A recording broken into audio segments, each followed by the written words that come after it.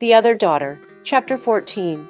I Am the Affair Baby. That's right, the living, breathing reminder of every scandalous headline and whispered judgment. The effects of the drug didn't last long. About 10 minutes later, I was sitting on the curb next to the man who had saved me, waiting for the police to arrive. The two men who kidnapped me had taken off. Honestly, it wasn't this guy's fault. He managed to grab hold of one of them, but I clung to his arm for dear life and refused to let go, giving the other guy the chance to escape. Now, he was staring at his shattered phone, letting out a long, regretful sigh. You really didn't have to smash my phone, you know. I was in the middle of calling the police. Fines. I rubbed my hands nervously. I'll pay for it, I swear.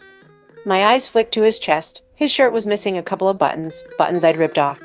His toned chest peeked out from the gaps, and I quickly looked away, flustered. I'll cover the cost of the shirt, too. Never in a million years did I think the person who'd save me would be Ezra Williams. This area was close to Crest, and he just happened to be passing by. He spotted two men dragging me away and noticed I wasn't fully conscious.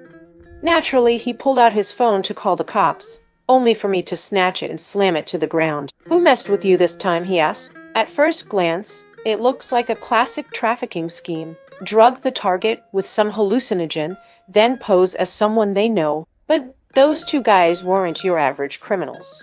They were fit, strong, and clearly trained.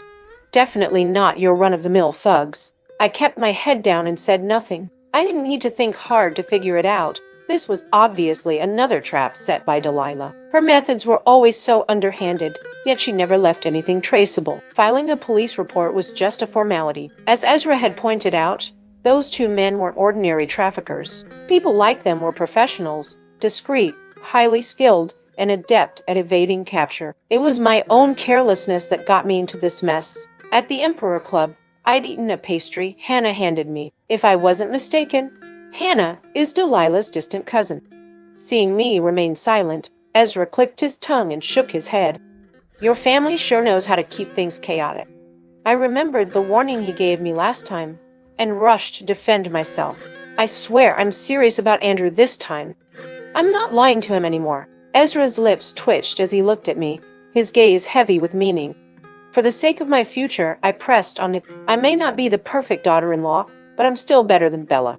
I'm a real Harvard graduate, not someone with a fake degree from some no-name school. Sure, I'm clever, but as long as I don't use that against the family, isn't that a good thing? Business is a battlefield. If you bring in someone who's clueless, it'll only drag everyone down. Ezra sucked on his teeth, his expression unreadable. So, you're dead set on marrying into our family? We're not at the marriage stage yet, I said, picking at my nails. Andrew and I are still figuring things out. We're so different, our personalities, the way we were raised.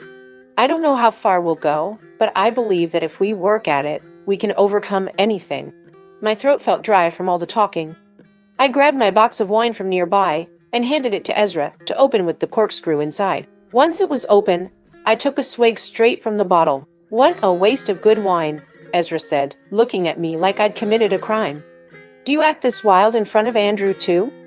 I shook my head and wiped my mouth with the back of my hand. Nope, I'm afraid I'd scare him off. In the distance, I heard the wail of police sirens.